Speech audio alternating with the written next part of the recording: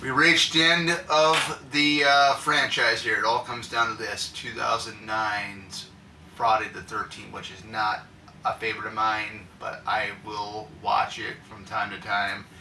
And I had to do some research because I haven't watched it in a while. But the favorite character, and I should mention him in my favorite Jasons, but we're right off the bat. The character that saves this film to me is Derek Mears as Jason, followed by Jared Padalecki's Clay Miller. Starting off with Jason, everybody that has played Jason has brought something different.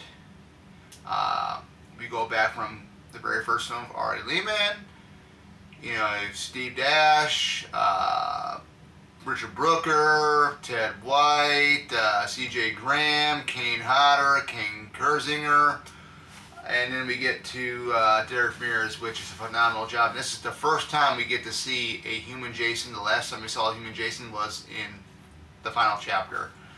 Like I said, Derek Mears was awesome. I had no complaints about him in the film. Loved his portrayal.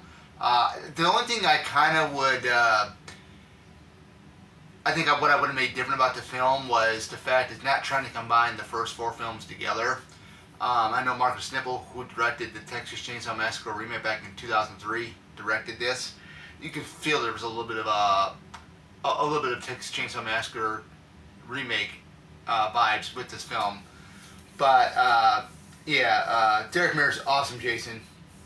Clay Miller, portrayed by Jared Padalecki. Awesome character, looking for his sister. His sister went missing. And this is a very unique Jason, too. So, we got to think, too. Jason, how often do you see Jason kidnapping people? This is the first time, to be honest. Holding them hostage, basically. Yeah. I like Clay. He's out to try to find his sister, and he'll stop at nothing to find his sister, and he does. And he's one tough guy. He really puts up a fight with Jason. If I remember correctly, there was a scene in there where he actually does fight Jason. And they're both, him and Derek were pretty much about the same height. So that was a great scene there. Jenna, who is played by the Flash's Danielle Panabaker, I was rooting for her for the whole time. Her boyfriend in the film, played by Travis Van Winkle. Travis Van Winkle did a great job playing a complete jackass in the film, a complete ignorant rich boy, which you were rooting that Jason would get him. I know I was. I was rooting for that. What this guy is going to have. This guy's going to have a horrible death, because usually these assholes in these films get the worst death out of anybody. But I remember him being slammed, I think, on the tow truck and stuff and whatnot. If I remember that correctly a little bit.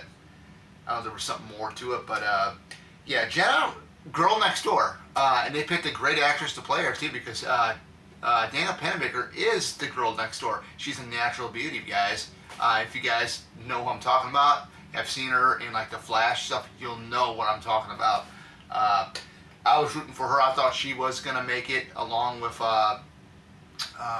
Clay and Whitney. Fortunately, she did not. Jason got her. But other than that is what I love about Jenna. She's wanting to help out, despite her boyfriend being a complete asshole. It's amazing, because in real life you get jerk boyfriends, but they have the sweetest girlfriends. I just don't understand it, but this movie portrays it really, really well. And of course, he's messing around with another woman in this film anyway. Trey is, or Trent, I should say, not Trey. Trent is messing around with one of the other female characters in this film. And last but not least, we got Whitney Miller, which is played by Amanda Righetti. And I know she has done couple conventions. I never did meet her. I know her and Derek I would really like to meet sometime down the road. But for most of the part, she does, in the beginning, she's with her group of friends in the beginning. She does get captured by Jason, being held hostage in his underground lair. And we didn't know this, but Jason has an underground lair. Now that explains, people are saying that explains how he gets from place to place. I don't want to see it that way, but I thought it was very, very unique because this is a different Jason than what we've seen before. So we really get to see her acting put on display being captive, and we get to see it when Trey, or when I don't know why I keep saying Trey for, when oh gosh, Clay and Jenna rescue her, and from here on out it gets really, really epic there.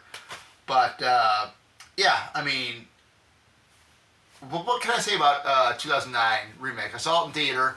I didn't really care for it once I got out of the theater. I was so hyped up about it. The thing that bothered me about the film was we didn't have the traditional Friday the 13th like that. We didn't get that. I understand they went with a different route, but it would have been nice to have actually that in the film.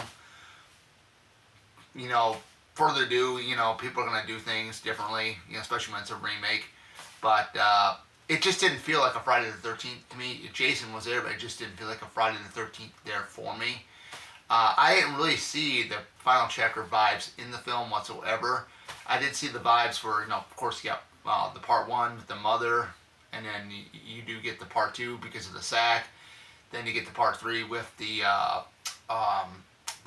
hockey mask, and then you get the red barn and stuff like that. But I didn't see any vibes of the final chapter in there whatsoever. I mean, I might have missed out on, but other than that, that is it for my favorite characters. Hope you guys enjoyed this video. This has been a blast making these things, and I know I got a couple more live commentaries with the rest of the Friday the 13th franchise I'm going to be doing. I'm hoping tonight I can go ahead and do a live commentary for A New Beginning, and stick around for that, and I'll see you guys back here next time. Take care.